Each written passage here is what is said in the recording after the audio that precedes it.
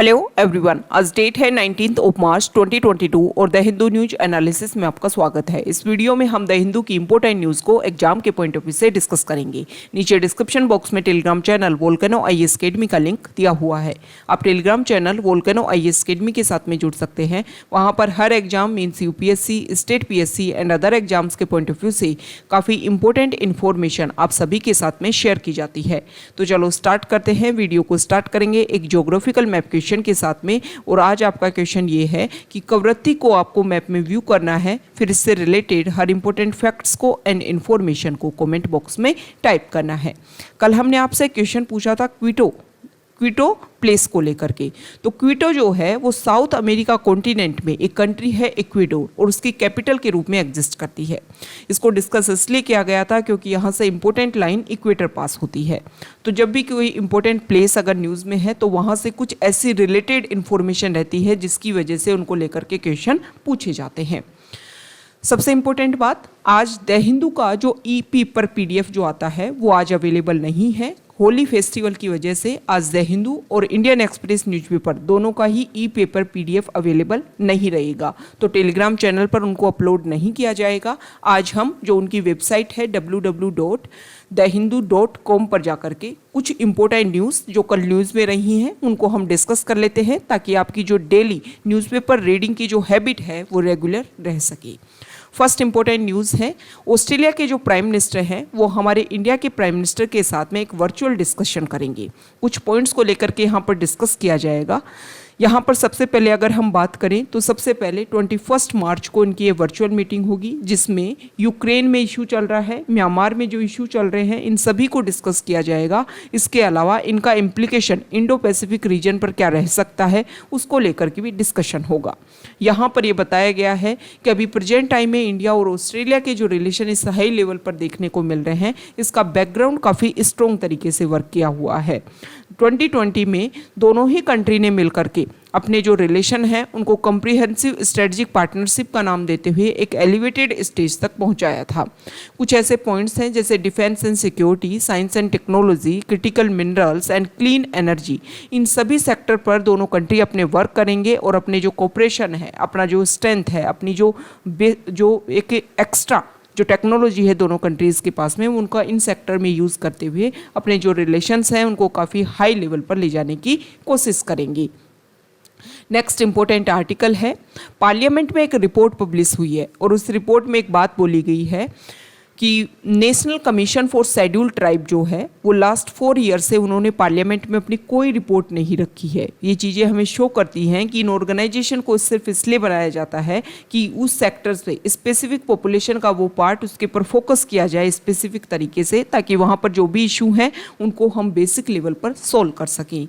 तो आपका क्वेश्चन ये है कि national commission for scheduled tribe जो है वो एक कॉन्स्टिट्यूशनल बॉडी है या फिर नॉन कॉन्स्टिट्यूशनल बॉडी है, इनके जो मेंबर्स होते हैं उनको किस तरीके से अपॉइंट किया जाता है, ये आपको कमेंट बॉक्स में बताना है। नेक्स्ट इंपॉर्टेंट आर्टिकल, एक सेकेंड, हमारी जो गवर्नमेंट है वो इंडियन ओशन में आने वाले टाइम में कोशिश कर रही है कि इंडियन ओशन में कुछ इस तरीके का हम मैन्ड व्हीकल्स, कुछ हमारा जो डीप ओशन मिशन है उस मिशन के थ्रू हम कुछ ऐसी कोशिश करें, कुछ ऐसे व्हीकल्स यहाँ पर लॉन्च किए जाए इंडियन ओशन में डीप लेवल तक जा कर के, ताकि वहाँ की जो भी एक बायोडाइवर्सिटी है, जो भी वहाँ का टेम्परेचर है, करंट्स हैं, सैलिनिटी है, इन सभी का हम क्या करेंगे, यूज़ करेंगे और कोशिश करेंगे कि जो भी क्लाइमेटिक कंडीशन जो है या फिर मानसून को लेकर के जो भी इशू रहते हैं, इन सभी को लेकर के एक डिस्कशन होगा कि किस तरीके से जो ओशियन है वो अपने टेम्परेचर को इंक्रीज़ कर रहा है, जो करंट का जो फ्लो रहता है वो किस तरीके से चेंज हो रहा है, सैलिनिटी लेवल इंक्रीज़ हो रहा है या डिक्रीज़ हो रहा है, इन सभी को लेकर के कोशिश की जाएगी। ओके, ये जो भी प्रोसीजर कंप्लीट करवाने की कोशिश की जा रही है उसको लेकर के यहाँ पर इंपॉर्टेंट स्टेटमेंट बोला गया है कि ocean are key to understanding the climate in securing lives and livelihood due to vast coast line. आप सभी को पता है कि इंडिया की जो कोस्ट लाइन है काफ़ी ज़्यादा वास्ट है, तो हमारी जो ओशन के ऊपर हमारी जो इकोनॉमी है वो काफ़ी ज़्यादा डिपेंडेंसी है। तो वहाँ पर किस तरीके का क्लाइमेट है, उसका इफेक्ट पड़ेगा हमारे जो भी पॉपुलेशन है उन सभी के ऊपर। गवर्नमेंट जो है वो अपनी ब्लू इकोनॉमी जो पॉलिसी है उसी को लेकर एक ड्राफ्ट तैयार किया है और उसी के अकॉर्डिंग उन्होंने डीप ओशन मिशन जो इसका एक इंटीग्रल पार्ट था उसको 5 ईयर्स के लिए प्रोसीजर लॉन्च किया गया था। इस प्रोसीजर में ये रखा गया था इस पॉलिसी में कि जो भी sustainable ocean development in mining of deep sea and coastal resources, offshore energy, climate services, इन सभी सेक्टर में हम एक सस्टेनेबल तरीके से ओशन का यूज़ करेंगे। तो यहाँ पर गवर्नमेंट ने बोला है कि हम मैन्ड सबमर्सिबल व्हीकल जो है वो 6000 मीटर डीप तक लॉन्च करेंगे, ताकि इसके अलावा यहाँ पर अलग अलग जो प्रोसीजर है, अलग अलग टाइम टू टाइम नए नए प्रोसीजर लॉन्च किए जाएंगे, ताकि इंडियन ओशन के डीप लेवल तक जाकर के उसकी एक अंडरस्टैंडिंग जो है वो डेवलप।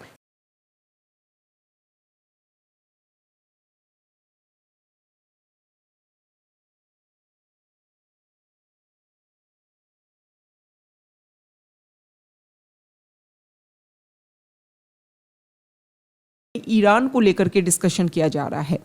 ईरान को लेकर के जो डिस्कशन हो रहे हैं उनमें कुछ पॉइंट्स रखे जा रहे हैं। उनमें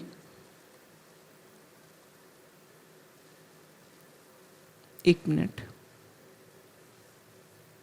पहले ये न्यूज़ डिस्कस कर लेते हैं कि देखो चाइना के ऊपर ये आरोप लग रहा है कि चाइना यूक्रेन और रशिया जो इशू चल रहे हैं उस टाइम रशिया को सपोर्ट करने की कोशिश कर रही है। तो यहाँ पर चाइना और यूएस के बीच में एक वर्चुअल मीटिंग हुई। वहाँ के दोनों कंट्रीज के जो रिप्रेजेंटेटिव हैं, दोनों कंट्री के जो प्रेसिडेंट है, उनके बीच में एक डिस्कशन हुआ। तो यहाँ पर मिस्टर बाइडेन ने, यूएस के प्रेसिडेंट ने सी जिनपिंग को एक इम्पोर्टेंट बात बोली है कि अगर आपने रशिया को सपोर्ट किया यूक्रेन क्राइसिस में तो आपको यहाँ पर कुछ सैंक्शंस, कुछ ऐसे रिस्ट्रिक्शंस आपको भी फेस करने पड़ सकते हैं। नेक्स्ट इंपॉर्टेंट आर्टिकल, यहाँ पर अभी कुछ टाइम बाद में यहाँ पर बताया गया है कि यूएस स्टेट डिपार्टमेंट ने अनाउंस किया है कि फ्राइडे को US under secretary for political affairs Victoria Nuland वो जो हैं वो साउथ एशिया की विजिट पर आएंगे 19 to 23 मार्च के बीच में। और यहाँ के जो भी साउथ एशिया में जो भी कंट्रीज़ हैं जैसे कि बांग्लादेश, इंडिया, श्रीलंका, इन सभी के साथ में यहाँ पर विजिट करेंगी। और जहाँ पर भी वो विजिट करेंगी, इसके अलावा along with the top diplomat for south and central Asia Donald लू and under secretary of defence for policy Amanda डोरी, ये सब उनके साथ में होंगे। यहाँ पर जहाँ पर भी जिन भी कंट्रीज़ में जाएंगी और जहाँ पर भी उनका डिस्कशन होगा वहाँ पर सिविल सोसाइटी और बिजनेस लीडर्स के साथ में उनकी मीटिंग होएगी, ताकि दोनों कंट्रीज़ के बीच में जो इकोनॉमिक पार्टनरशिप है और डीपन जो टाइज हैं, जो रिलेशंस हैं, उनको और डीपन लेवल पर लेकर के जाया जा सके। इसके अलावा इंडो पैसिफिक रीजन में पीस, प्रोस्पेरिटी एंड सिक्योरिटी को फॉलो करते हुए ये सारे काम किए जाए। ओके, तो यहाँ पर ये कोशिश की जा रही है कि जो साउथ एशिया के जो कंट्री हैं उनको साथ में रिलेशन बेहतरीन बनाए जा सके। आप सभी को पता है कि चाइना को काउंटर करने में यूएस को लगता है कि यूएस चाइना जो जिस तरीके से अपनी स्ट्रेटजी, अपनी जो भी प्रोसीजर है उसको लॉन्च कर रहा है, उसके बेसिस पर ये लगता है कि आने वाले टाइम में इंडो पैसिफिक रीजन को वो अपने अंडर कवर कर लेंगे। तो अगर हमें उन सभी को मेंटेन करना है, चाइना को काउंटर करना है, तो हमें कोशिश करनी होगी कि वहाँ के रीजनल एरिया में जो कंट्री है, यूएस को लगता है कि उन कंट्रीज़ के साथ में बेहतरीन रिलेशन हो यूएस के, तभी जाकर के चाइना को काउंटर किया जा सकता है। अभी हम देख रहे हैं कि वेस्टर्न जो कंट्रीज़ हैं वो रेगुलर यहाँ पर आरोप लगा रही हैं कि चाइना जो है वो सपोर्ट कर रहा है रशिया को, यूक्रेन के ऊपर जो इन्वेजन है रशिया का उसको एक तरीके से सपोर्ट किया जा रहा है। तो यहाँ पर चाइना ने यूएस, नाटो और वेस्टर्न मीडिया को एक हाइपोक्रिटिकल उन्होंने बोला है कि यूक्रेन को लेकर के जो बीजिंग का जो स्टैंड है उसको लेकर के जो आप क्रिटिसिज्म कर रहे हो, उससे चाइना आपसे एक काउंटर क्वेश्चन पूछता है कि अगर आपको इतना ही ह्यूमैनिटेरियन क्राइसिस, ह्यूमैनिटेरियन जो कैजुअलिटीज़ हैं, सिविलियन कैजुअलिटीज़ हैं, उनके लेकर के आप इतने ही कंसर्न हो, तो फिर आपका ये सारे जो स्टेटमेंट है वो उस टाइम कहाँ चले गए थे जब इराक, सीरिया, अफगानिस्तान, फिलिस्तीन एंड इजराइल, इन सभी में ये सारे इश्यूज क्रिएट हो रहे थे, तब आपने ये सारे सारे स्टेटमेंट क्यों नहीं दिए? क्यों आपको 1999 में जब सर्बिया, यूगोस्लाविया, इन सभी में जो कुछ इशू क्रिएट हुए, वहाँ के जो सिविलियंस है वो इससे इफेक्ट हुए, वहाँ पर भी सिविलियन कैजुअलिटीज़ हुई थी, तब तो आपने कोई इस तरीके का स्टेटमेंट नहीं लिया। फिर आज अगर रशिया और चाइना एक दूसरे को सपोर्ट भी करना चाहते हैं तो इन सारी चीज़ों को लेकर के इतने रिस्ट्रिक्शंस लगाने की बात क्यों की जा रही है? तो एक तरीके से उन्होंने क्लियरली यहाँ पर आरोप लगाया है वेस्टर्न कंट्रीज़ के ऊपर कि आपके जो भी आपकी स्टैंडर्ड है वो डबल स्टैंडर्ड है। आप अपने प्रॉफिट के अकॉर्डिंग किसी भी कंट्री को सपोर्ट करते हो, किसी भी कंट्री को एक तरीके से नेग्लेक्ट करते हो। नेक्स्ट इंपॉर्टेंट आर्टिकल, ये जो आर्टिकल है वो पाकिस्तान के प्राइम मिनिस्टर को लेकर के है। उनको एक तरीके से यहाँ पर अपोजिशन जो है उनके खिलाफ में फेस करने को मिल रहा है, मतलब लोग जो हैं उनके खिलाफ प्रोटेस्ट कर रहे हैं। नेक्स्ट इंपॉर्टेंट आर्टिकल की अगर हम बात करें तो यहाँ पर जो आर्टिकल है वो ग्रेट बैरियर रीफ को लेकर के है। ग्रेट बैरियर रीफ ऑस्ट्रेलिया जो कॉन्टिनेंट है उसके ईस्टर्न पार्ट पर है। ग्रेट बैरियर रीफ जो है वो कोरल ब्लीचिंग से काफ़ी ज़्यादा सफ़र कर रहा है। यहाँ पर ये बताया गया है कि ऑस्ट्रेलियन गवर्नमेंट एजेंसी की एक रिपोर्ट आई है, उसमें बताया गया है कि लास्ट कुछ टाइम से 2 ईयर से ओशन का जो टेम्परेचर है वो काफ़ी हाई लेवल पर जा रहा है, जिसकी वजह से ब्लीचिंग जो इवेंट है वो काफ़ी ज़्यादा संख्या में बढ़ जा चुका है। अब सबसे पहले तो यहाँ पर ग्रेट बैरियर रीफ को तो आप मैप में जाकर के व्यू कर लेना। यहाँ पर ब्लीचिंग का मतलब क्या होता है? ब्लीचिंग का मतलब अगर आपने डिस्कस किया हो, ब्लीच करवा लेना। ब्लीच करवाना मतलब कलर जो है उसको एक तरीके से क्लियर करना। तो कोरल रीफ आप सबको पता है कैल्शियम कार्बोनेट से बनी हुई एक संरचना होती है, उसमें उनके साथ में एल्गी भी रहते हैं जिनको जूजेंथली के नाम से जानते हैं। ये जो कोरल रीफ है जो कैल्शियम कार्बोनेट से बने हैं, यहाँ पर ये रहते हैं एल्गी। अब क्या होता है, टेम्परेचर जब इंक्रीज होता है तो ये जो जूजेंथली हैं, जो एल्गी हैं, वो अपने ये इस कैल्शियम कार्बोनेट की स्ट्रक्चर से बाहर निकल जाते हैं। तो पहले तो क्या होता है कि ये जो कैल्शियम कार्बोनेट की जो स्ट्रक्चर है वो कलरफुल होती है, लेकिन बाद में ये जब यहाँ से ये एल्गी बाहर निकल जाते हैं जिसकी वजह से बिल्कुल कंप्लीट वाइट में चेंज हो जाती है, तो इसी को बोलते हैं कोरल ब्लीचिंग। लेकिन ये चीज़ें शो करती हैं कि इनका जो भी सिम्बायोटिक जो रिलेशनशिप है उसमें काफ़ी ज़्यादा इशू क्रिएट होते हैं, और यहाँ पर ओशन की जो बायोडाइवर्सिटी है उसको लेकर के भी ये हार्मफुल है, क्योंकि इसके बेसिस पर ओशन की किस तरीके की बायोडाइवर्सिटी है उसका पता लगाया जाता है। ओके, तो एक कोरल ब्लीचिंग इंपॉर्टेंट वर्ड जो है उसके बारे में हमने कुछ बेसिक फैक्ट्स डिस्कस किए। नेक्स्ट इंपॉर्टेंट आर्टिकल जो है वो यहाँ देखिए, एक सेकेंड। यहाँ पर जो आर्टिकल है ना वो उसमें डिस्कस किया गया है, एक मिनट, हाँ, सबसे पहले तो हम भागवत गीता को लेकर के डिस्कस कर लेते हैं। अभी कल ही हमने डिस्कस किया कि गुजरात जो स्टेट है वहाँ पर भागवत गीता को 6 to 12th के लिए रेगुलर किया गया है कि नेक्स्ट सेशन से होगा। अब कर्नाटका के जो एजुकेशन मिनिस्टर है उन्होंने भी बोला है कि भागवत गीता सभी के लिए है, और इसको हमारे नेक्स्ट सेशन से जो भी हमारा प्रोसीजर होगा, जो भी हमारा सिलेबस होगा, उन सभी में इसको इंक्लूड किया जाएगा। नेक्स्ट इम्पोर्टेंट आर्टिकल है एक, वो रिलेटेड है, यहाँ देखिए, ईरान की तरफ से एक इम्पोर्टेंट स्टेटमेंट है कि जल्द ही इंडिया की जो एनर्जी नीड्स है उसको कंप्लीट करने के लिए ईरान बिल्कुल तैयार है। आप सभी को पता है अभी वर्ल्ड की जो हाई पावर कंट्रीज़ हैं और ईरान के बीच में डिस्कशन चल रहा है 2015 का जो JCPOA एग्रीमेंट था उसी को लेकर के। ओके, तो यहाँ पर ईरान की तरफ से स्टेटमेंट आया है कि जल्दी वर्ल्ड पावर जो है वो ईरान के ऊपर जो भी उन्होंने सैंक्शंस लगा रखे थे उन सभी को लिफ्ट कर लेंगे, जिसकी वजह से उसको रेगुलर लेकर के डिस्कशन भी चल रहा है। तो इससे क्या होगा कि जो भी हमारा जो ऑयल जो है, ईरान से जो ऑयल है वो अदर कंट्रीज़ को सप्लाई किया जाएगा, और यूक्रेन और रशिया क्राइसिस की वजह से सभी को पता है कि जो ऑयल के जो प्राइजेस है वो काफ़ी ज़्यादा हाइक अप देखने को मिल रहे हैं, तो इसकी वजह से इशू ज़्यादा क्रिएट हो रहा है। तो यहाँ पर उन्होंने ये बोला है कि ओपेक कंट्रीज़ के ऊपर जो भी रिस्ट्रिक्शंस हैं उन सभी को दोबारा से अवेल किया जाएगा।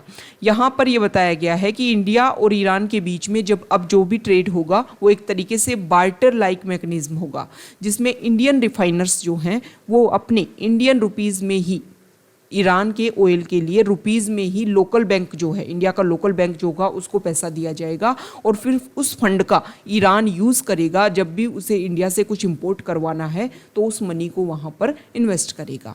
तो यहाँ पर सैंक्शंस की बात की गई है कि इन सैंक्शंस की वजह से इंडिया और ईरान का जो ट्रेड है वो पहले 17 बिलियन डॉलर तक पहुंच गया था, लेकिन मार्च 2019 के बाद में अगर हम देखें तो ये जो 2 बिलियन डॉलर तक वापस डिक्रीज हो गया। लेकिन ये बोला गया है कि अगर हमारे जो रिलेशन है वो बेहतरीन स्टेज में रहे, दोनों कंट्रीज़ ने बेहतरीन तरीके से काम किया, तो आने वाले टाइम में 30 बिलियन डॉलर तक भी हमारा जो ट्रेड जो है वो इंक्रीज़ हो सकता है।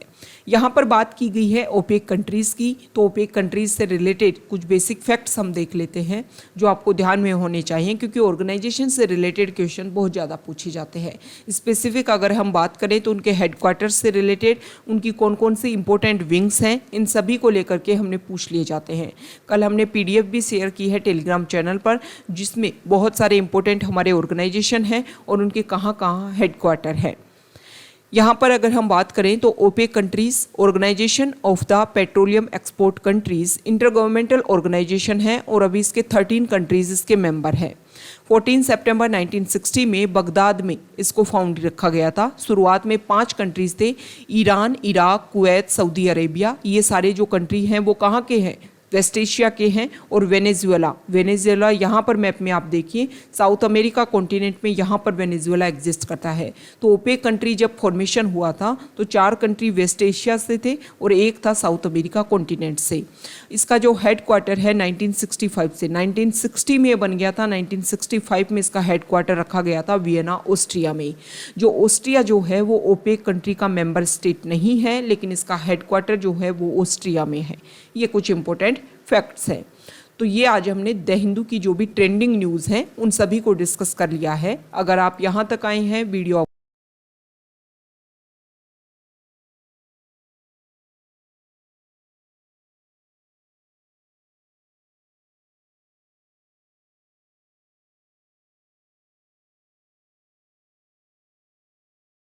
किस तरीके से हम और जो सब्जेक्ट्स हैं उनको कवर करवा सकते हैं। Okay, thank you.